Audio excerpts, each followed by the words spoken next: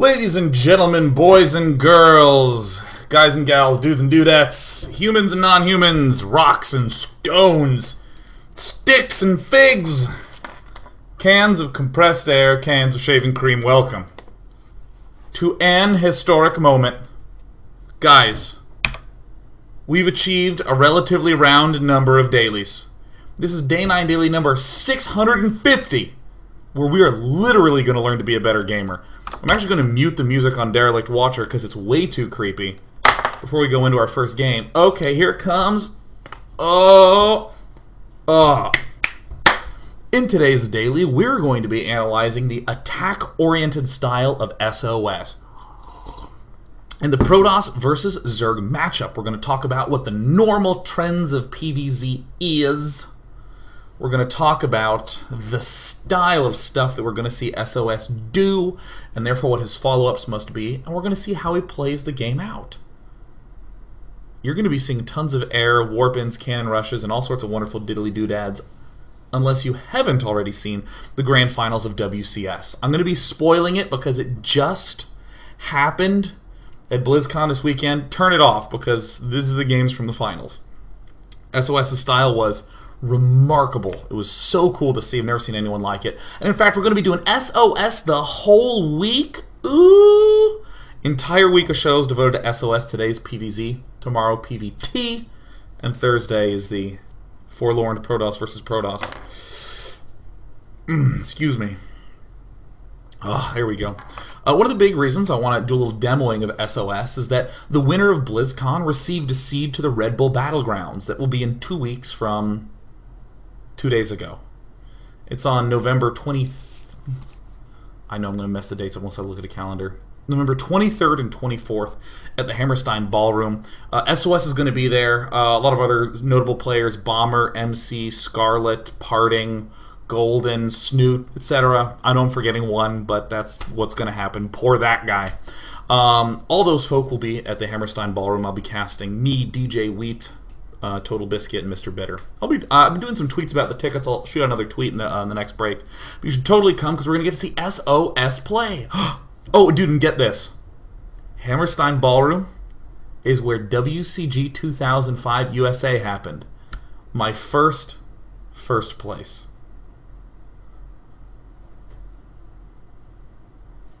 The nostalgia factor is huge. It is huge. That WCG 2005 video that you see of me and my brother gets filmed there. Yeah, I think that's about it. Coming up in the relatively near future, I'll be doing a little bit more Hearthstone content where I can talk about my frustrating, complete and utter smackdown at the Innkeeper Invitational where I got bumped first round. Really clear reasons why that happened. My decks were not very good, but that's what happens when you, alas alack, cannot change your decks after they've been submitted. So we'll talk about that too. There's just cool things happening in every which way. Anything else notable occurring?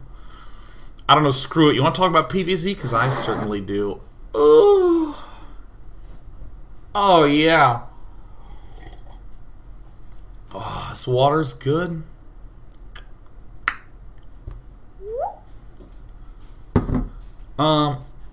As long as the cats aren't doing anything destructive, let's talk about the way that Protoss vs. Zerg normally shapes out.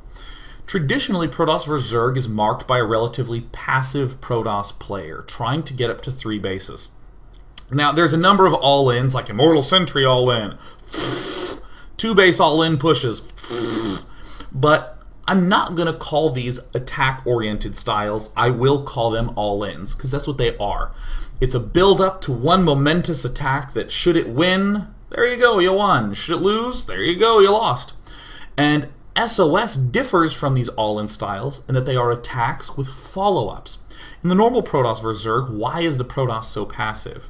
Well, Protoss is having to worry about switches to Mutalisk transitions, worried about getting the base up, the third base up, worrying about establishing enough Colossi to stay alive, and also for the inevitable push out. So what we tend to see is big blink Stalker Colossus balls sort of dominating the shape of the gameplay. Relatively slow expanding after 3 bases. Yeah. Zerg has so many tech switches and attack options at their disposal. How on earth can you hope to do that properly? Here's what we're going to see SOS do in these games today. We're going to see him perform early attacks. They will set him up very aggressively. And rather than doing things like going for fast Colossus or for... crap, what was the other one I want to say? I guess I should say, rather than going for the robo-centric Protoss versus Zerg, like Immortals and Colossus to follow up, we're going to be seeing a lot more gateways and stargates as the follow-up. We'll see why, and I have the perfect first game chosen. It's game number 2. We're going to be looking at 4 or 5 games today, probably closer to the 4 range. But let's hop into it. So first what we're going to see is a rather aggro opening from SOS. This game is off the hook. All these games are off the hook, so no matter what order I go in, it's going to be kick-ass. SOS is going to do something that's rather uncommon, but works really, really well in these 2-player maps. It's going to be an intentional cannon rush. Now, later on, we will see the formation of a cannon rush get sort of swayed back to a normal expand. That is, we'll see SOS build a pylon and try to begin to prep the cannon rush, and then he'll just abandon and do a normal expand. This is not an all-in-ish opening. It is not nearly as all-in-ish as you might imagine. The reason SOS is able to do it on this map is because it's a 2-player map. A 2-player map with a particularly cannonable location. Pylon, pylon, cannon blocks that off. Now if you hear the jingling in the background, it's because the cat has found a toy and has decided that the toy must be killed. Now, already we see something very interesting that's somewhat uncommon. Here's the subtlety of what SOS is doing. He is cranking out probes, max chrono boost. Why is this weird? You normally don't do this because if you chrono boost, you're spending money faster to build probes and you just simply run out of money. You get supply blocked and then you can't build your nexus. Which cat's going nuts? It's Edgar. Hi, Edgar the cat. Hello. So, right around here, I want you to actually visualize with me. Imagine for a moment that you are shooting for an expansion. First, you're not trying to do this, right? I need to back up just 10 seconds. I mean, imagine that you're expanding. Like right now, you won't quite have enough money for the Nexus, and then you'll be supply blocked at 18 of 18.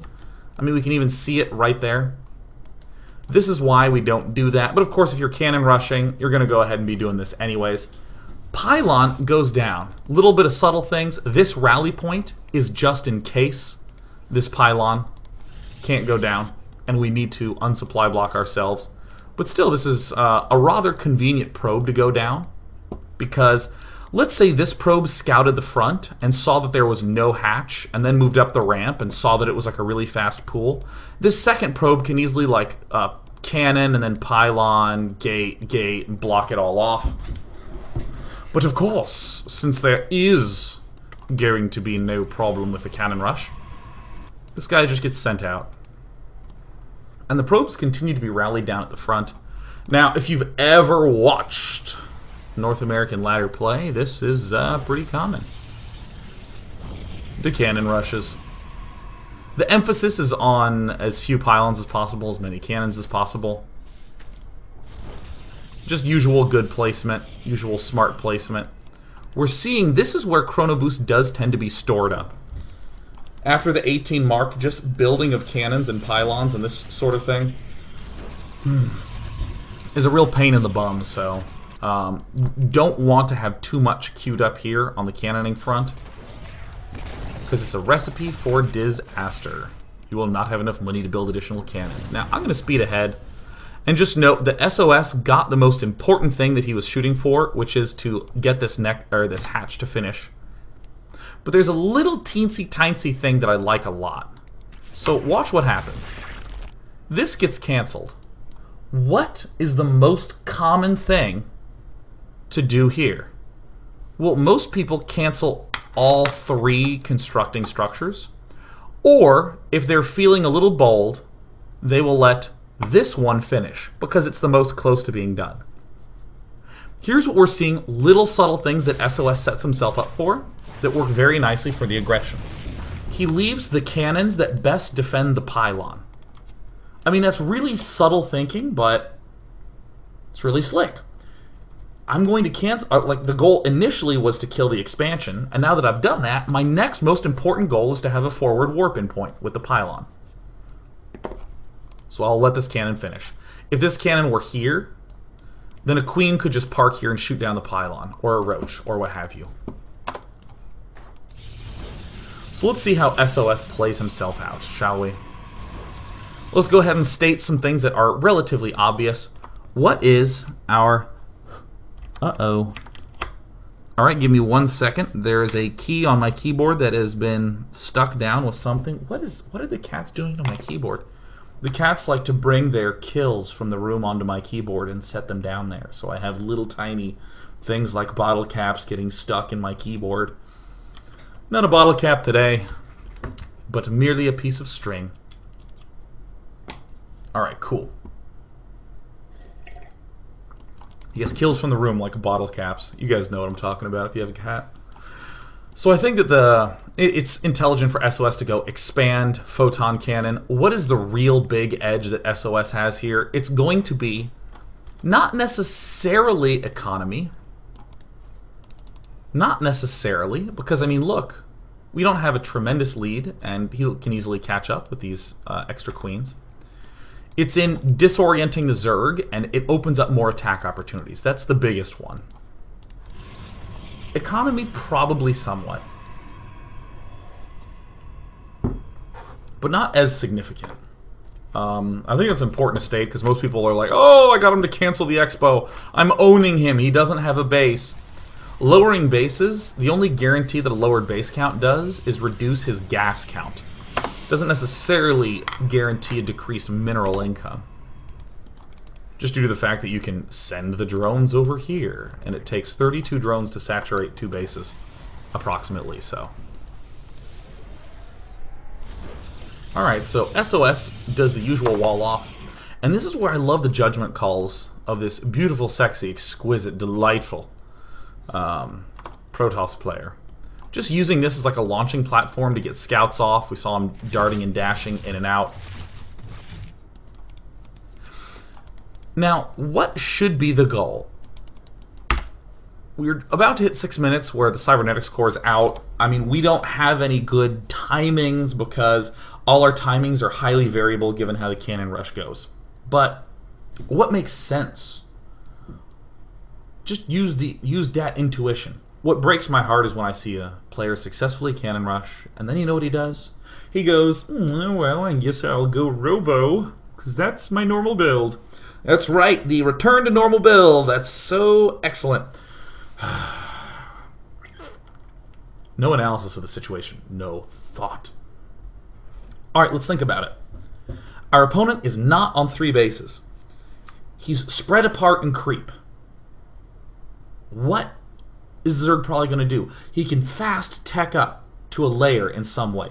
He can be taking a 3rd base at some other bad location. Alright, let's keep thinking. He can maybe be going for a random 2-base all-in thing, because he's pissed, he's on tilt. Cat here. What else? I think that's it. I think we have covered our bases. Get it?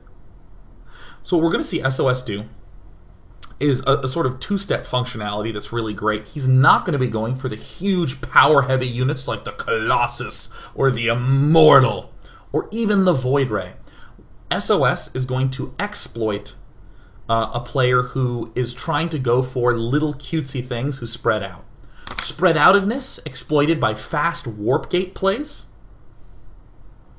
And then if he's trying to go for cutesy stuff, SOS is going to go stargate. Because either you try to do some all-in attack, and I build Void Rays to hold it off, or you're teching, and I can just kill you with Phoenixes.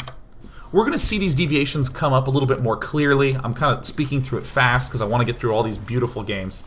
But I mean, this is a really odd spot to be in. And it's very easy to autopilot. Mothership core, do we need that? I don't even think we need it for a long frickin' time. So initial set of gas, straight for Stalker, warpgate. Exploiting the fact that there's no creep join between these bases. And look at that. Oh, warpgate attack. Or not warpgate attack, a ground weapon attack. If my opponent is spread out, it's going to be very difficult for him to withstand a gateway attack.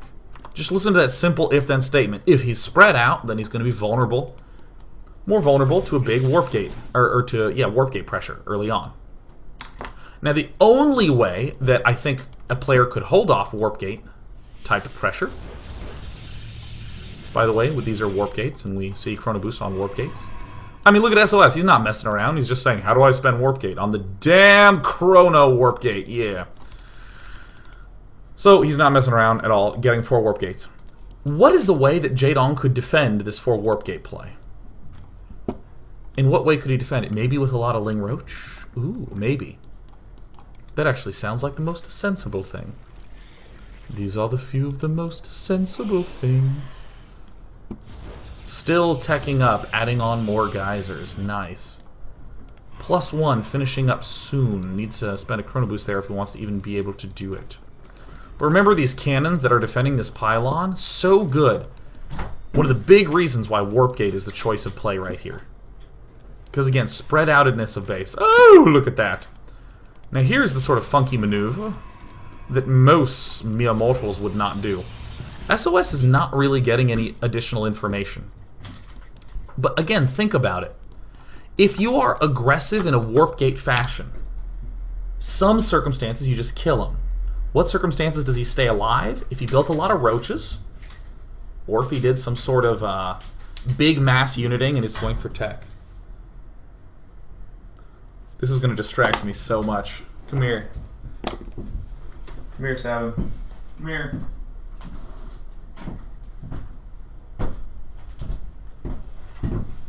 This is it. This is the kill. This is his kill. I'm going to set it there.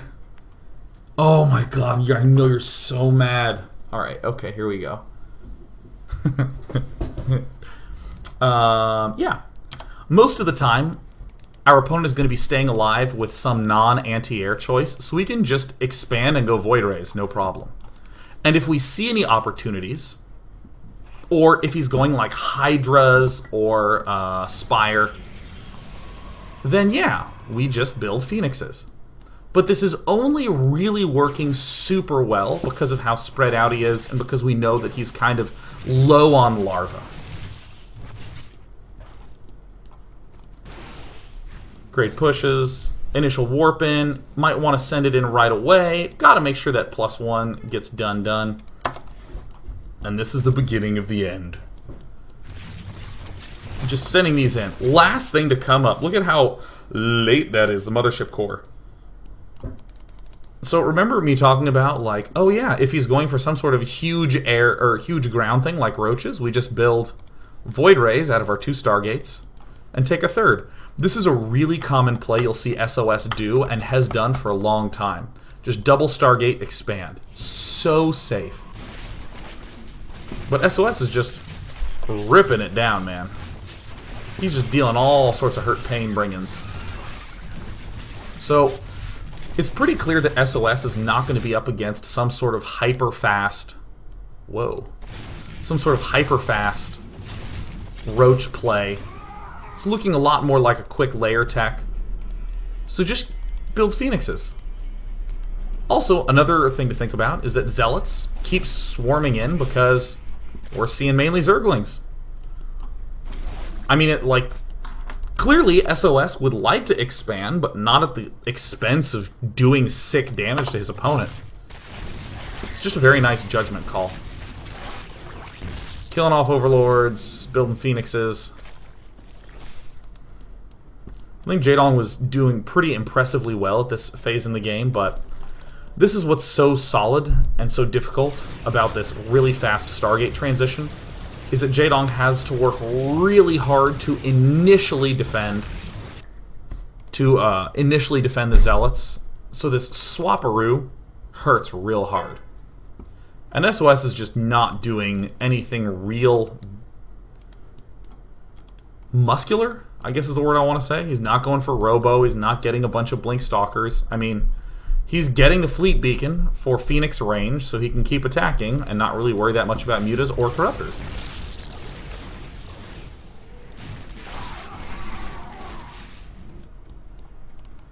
+1 Zealots to defend the expansion, and as things start to get a little bit more, as things chill out a little bit, Jaedong's starting to stabilize. SOS just takes a third base.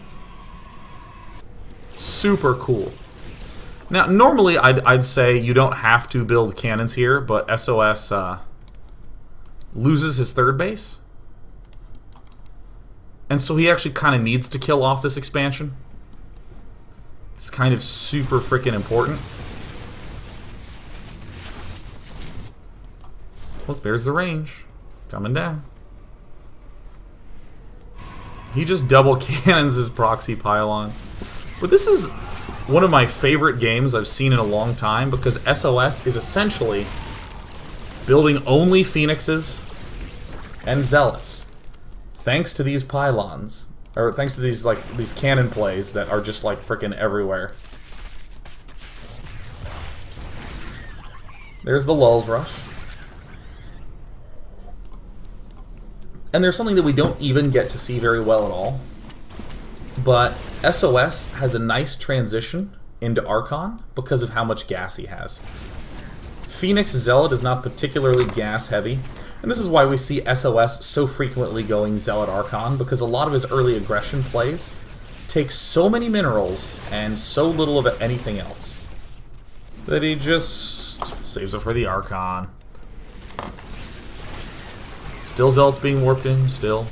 Twilight Council should be the next structure, since he can't really get this expansion up. But I mean, he just continues to flood in with Zealots. You know, I don't need to do too much analysis right now. I just need to say that this is beautiful. Yeah. Oh, yeah. Oh, yeah. Oh, uh-huh. Oh, yeah.